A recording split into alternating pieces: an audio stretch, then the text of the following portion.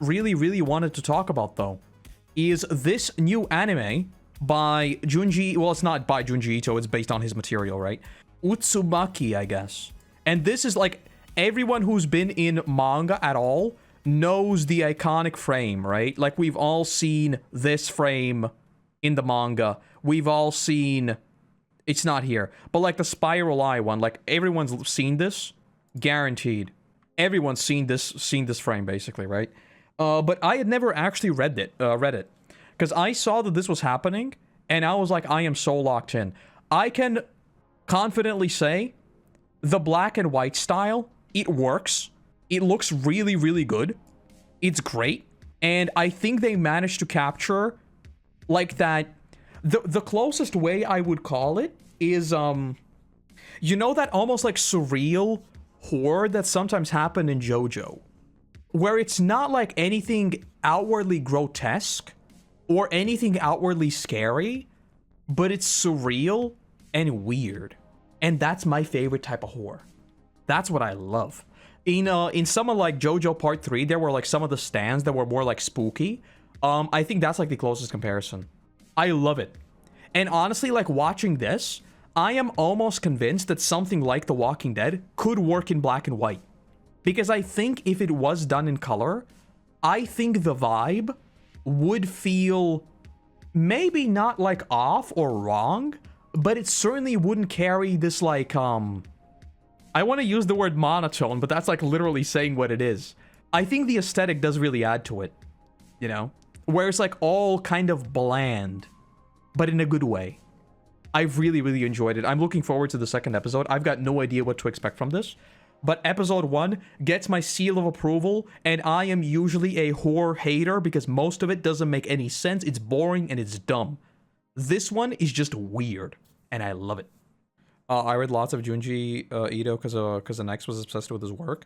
I think I've seen things from Junji Ito, because I think, like, some of his other work has been adapted before, but I've never, because, like, he is one of those authors, or I guess mangaka, who everyone knows of, you know?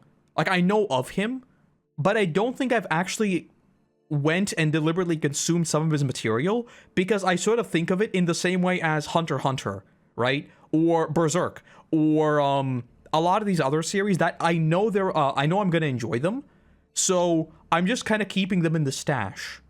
Yeah, I think I watched a bit of this. No, I haven't seen this. So this is another thing. This is on Netflix. I haven't seen this. Japanese Tales of the Macabre. I have no idea how to say that word.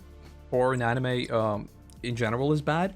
And that's what I mean. I think, like, some of the best, like, horror settings and horror vibes I've ever seen in anime are not really outwardly horror, but more so, like, to do with something that is just weird and, like, surreal, you know? Like, this kind of imagery where...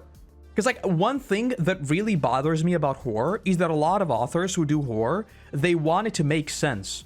But fact of the matter is, 90% of horror literally can't make sense, or just, like, it's gonna fall apart at the seams. You know, like, the meme of why everyone in horror movies is so dumb that it makes your brain just, like, combust, you know? Whereas with something like this, the weirdest things ever just happen, and there is no explanation. And I think that's sort of what works with this kind of horror. There is no attempts to explain anything. It just is. And I think that's kind of some of the best horror stuff. Yes, I'm a big fan. Well, I don't want to say I'm a big fan of Stephen King, because a lot of Stephen King is kind of bad. But I've read a lot of Stephen King, yes. Stephen King, I guess, also sort of captures that vibe. I do think, like, some of his books do sway a bit too much into the, like, the mystery and solving something aspect. But a lot of them, I do think, very much embody that sense of, it just is, you know? I think something like The Mist, for example, is a good example of that, where it just happens, and it is what it is. Or even The Shining, you know?